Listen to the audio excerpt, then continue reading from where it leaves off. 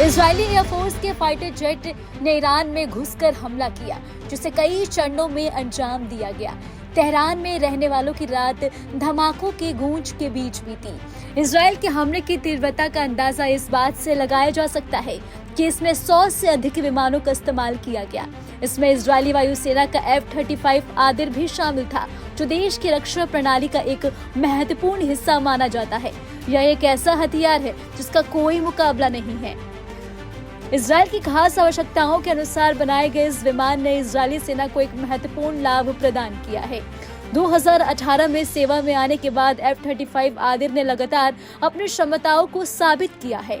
America की Lockheed Martin द्वारा निर्मित F-35 को दुनिया के सबसे खतरनाक स्टील्थ फाइटर जेट्स में गिना जाता है।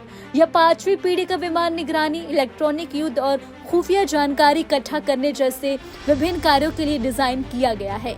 लंबी दूरी की उड़ान के लिए इजरायल ने इसमें अतिरिक्त ईंधन टैंक भी जोड़ा है। इसके साथ ही जानकारी के लिए हम आपको यह भी बता दें कि इजरायल ने 2010 में पहली बार F-35 विमान को खरीदा था और तब से इसका उपयोग करना जारी रखा है। लड़ाकू विमान के इजरायली संस्करण को इसकी खास जरूरतों को ध्यान में रखते हुए डिजाइन किया गया।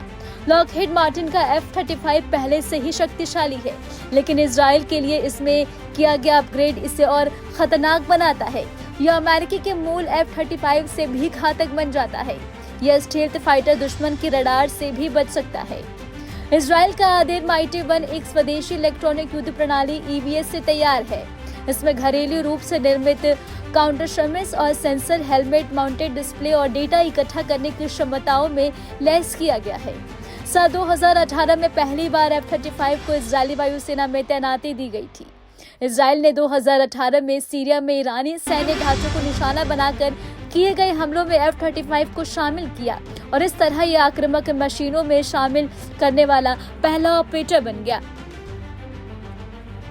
साल 2021 में इजरायल ने आदिर के साथ पहली मुठभेड़ की जानकारी साझा की। इजरायली वायुसेना ने एक वीडियो जारी किया जिसमें आदिर फाइटर को ईरान के एक यूवी को निशाना बनाते हुए दिखाया गया है।